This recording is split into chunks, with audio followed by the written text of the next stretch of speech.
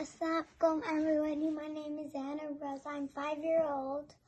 I'm going to tell you how to make a brain break mask. First, you need some crayons, and you need some string, some scissors, and these punch holes. First, we're in color. I'm going to do this one outlines.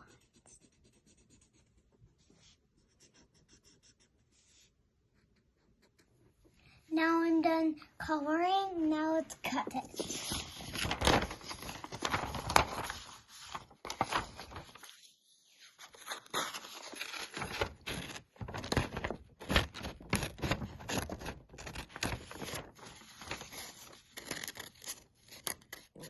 Now I'm done cutting. Now we will put holes with this punch hole.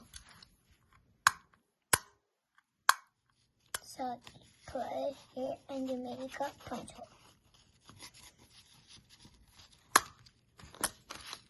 Now it looks like I'm taking power nap to collect my iron. Hello, my name is Tony. I made this